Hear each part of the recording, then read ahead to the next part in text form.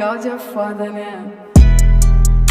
Hello and what is good, YouTube? Long time no see. Dealing with some stuff, just registration issues. Don't have my vehicle, it's in the shop. Where's my car? Where's your car, dude? Dude, where's my car? Where's your car, dude? Anyways, let's get right to it because I haven't had much time to do much. Because I saw a 4-minute clip from Malcolm Flex that is brilliant. I think it's a really good, and it's a very American and average Joe way of understanding the comparisons between the two main frontrunners for what we might possibly see as the upcoming possible Republican candidates for the 2024 presidency, which, as you all, or most of you would know, would be between Ron DeSantis and Donald Trump. We're going to take a listen to what he has to say. We got to say it. Unfortunately, the people who are enamored with candidates like Ron DeSantis, typically because you don't have to defend them as much and they're safer and don't turn off a moderate base, those are usually the people who fall for the generic insert Republican who runs on wedge issue number 1 and wedge issue number 2, but doesn't actually do anything type of people. I'm sorry.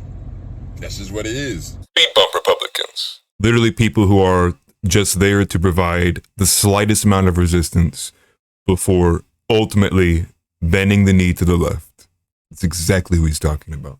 DeSantis has basically benefited from the culture that was created via MAGA by Trump. And he's also one of those people who typically relies heavily on analytics and for his staffers to basically read the polling and, wait till it's popular to do something. He's not this maverick figure that everybody makes him out to be. I'm sorry, but by the time that he was opposing lockdowns were already unpopular with the conservative base. Fauci was already basically bastardizing himself. And it was pretty obvious at that point that if you had waited long enough before making a statement, you could come out now using the newest data and information available and say, hey, we're not going to do this. We're going to give people free choice. I mean, that's obvious, right? But no. It's all of a sudden he's just this amazing maverick. His massive wins in Florida are by proxy of the fact that everybody moved to Florida because Florida didn't have lockdown. So if you get an aggregation of freedom-loving individuals who see that this one governor is not locking down while all the other governors are going crazy and locking down, guess what? The red populations out of those states move to Florida. I think he's got a really good point. He's not a maverick. People refer to mavericks or referring to somebody who's leading the charge, not waiting for the culture to catch up enough so that when he takes the half step forward, it's not that he's stepping forward by himself, it's that he's stepping forward with others in the culture that's accepting of the statements and the decisions he's making. But as many people would have pointed out to you, it's some of the most minor things. The only penalty that was suffered for the children's drag show at that hotel was that they removed the liquor license. That's the most minor infraction you can think of. Like, oh yeah, it's going to affect the business, yada yada yada. But where are the criminal charges for people who are grooming children? It's a slap on the wrist for something that is much more egregious than just needing to take away somebody's liquor license for that. Ron DeSantis does not have that massive level of appeal to people. Yeah, he's safe. He does not say boisterous, brass things like Trump does, but that's part of the reason why people like Trump. That's part of the reason why when he showed up in Ohio, the man was treated like a rock star. And that's 100%.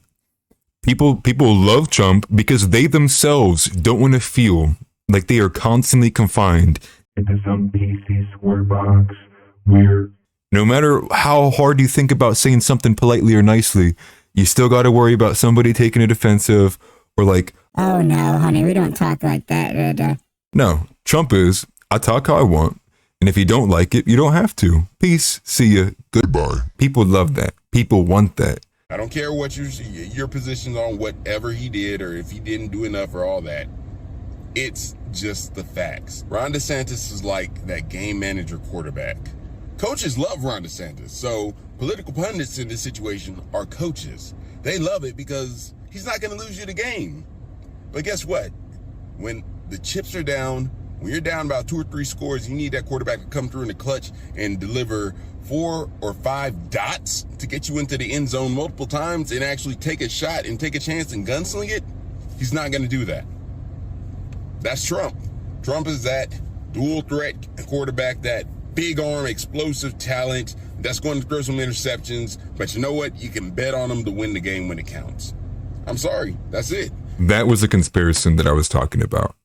The most, like, the easiest to understand, the huge difference in support, the belief behind the two candidates, and just a great way to understand, like, why certain people are pushing for Ron over Trump, or understanding why some people are pushing for Trump over Ron. And I think most people would probably agree with me that we need the Patty Mahomes and not like the Derek Carr or like the Jared Goffs. We need someone who can break the ice open for us. Yeah.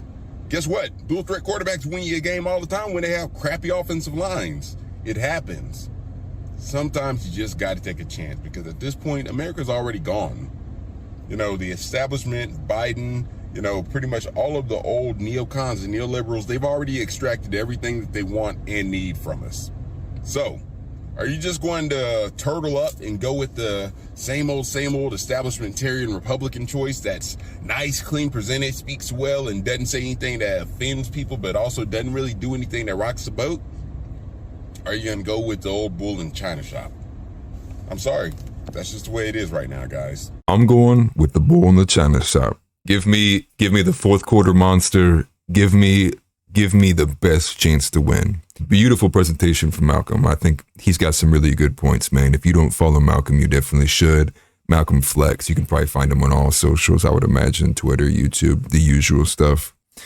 But anyways, hope you guys have a good one. Peace.